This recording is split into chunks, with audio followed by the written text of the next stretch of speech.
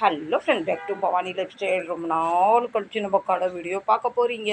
நான் ரொம்ப நாள் கழிச்சு நம்ம கடை வீடியோ போட போகிறேன். ஏன்னா நான் டாட்டா பை போயிருந்தேன். அதுக்கு முன்னே தங்க குட்டி பிள்ளைங்களை பார்க்குறீங்களா? எனக்கு வேர்வை, நீங்கள் நினைக்காதீங்க தண்ணியை குறி ஊற்றிருக்கேன். அந்த அளவு வேர்வை, சூடு, வெக்க கடைக்கில் உட்கார முடியல. வெளியே அடிக்கிற வெயிலுக்கு என் தங்க பிள்ளைங்க உள்ளே வெக்க அடித்தா நடக்கும். வெளியே வெயிலில் நிற்கணும் வந்துட்டாங்க. வந்ததுக்காக வெல்கம் பண்ணுறதுக்காக பிஸ்கெட். இன்னைக்கு ஒரு பிடி தூக்கத்தை பாருங்கள்.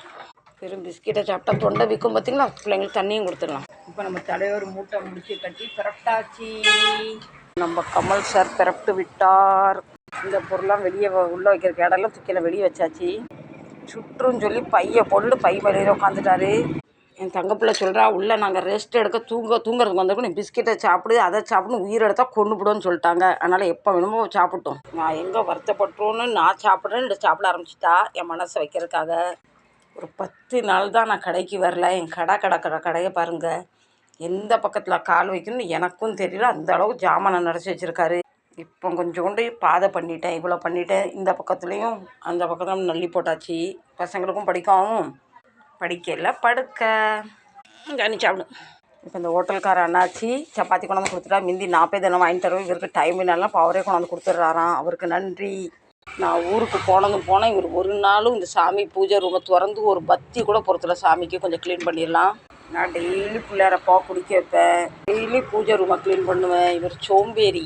இவர் சொல்கிறாரு, நம்மளை எங்கே சாமி நிம்மதியாக வச்சுருக்காரு, நம்ம ஏன் சாமி அடிக்கடி இப்போ வழியை போகணும், வழியை போகிறனால சாமி நம்மளை மதிக்கிறலன்னு சொல்கிறாரு. நான் சொல்கிறேன், நீ கவலைப்படாதடா, சாமி நமக்கு இப்போ பரீட்சை வச்சுருக்காரு, இந்த பரீட்சையில் நம்ம எப்படி ஜெயிச்சிருவோம், கவலைப்படாதுன்னு சொல்லியிருக்கேன்.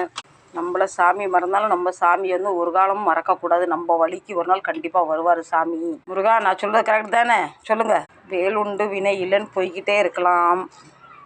மகாலட்சுமி தாயே உள்ளே வாங்க, இவ்வளோ பணம் தாங்க, நான் எண்ணி மயங்கி விழுந்தாலும் நடக்கும். பிள்ளையாரப்பாக்கு பிடிச்ச அருகம்புல், சிவனுக்கு பிடிச்ச வில்வேலை, சாமிக்கு பசியார வாழைப்பழம். அப்பா முருகா, ஏழையின் காணிக்கை ஏற்றுக்கங்கப்பா. சாமி வைத்த குளிர வச்சாச்சு. இப்போ வாங்க நம்மளும் குளிராடலாம்.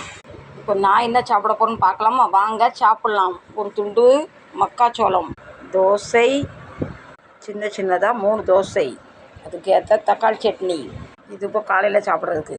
இது மத்தியானம் சாப்பிட்றதுக்கு. நேற்று வடித்த சாதத்தில் கொஞ்சம் தண்ணி ஊற்றி கொண்டாந்துட்டேன். அப்புறமா தயிரை வாங்கி சாப்பிட்றலாம். பழைய சோறுக்கு ஏற்ற எள்ளுப்பொடி. இது ரெண்டுமே காம்பினேஷன் சூப்பராக இருக்கும். என்ன தமிழ்நாட்டில் எங்கள் அம்மா கல்யாணம் கட்டி கொடுத்தாங்க. இப்போ எங்கள் மாமியார் வீட்டில் மோஸ்ட்லி இந்த சாப்பாடு தான் நிறைய சாப்பிட்ருக்கேன். அந்த ஊர் கிராமம் பற்றி அந்த தினம் இட்லி தோசை டிஃபன் எதுவுமே இருக்காது.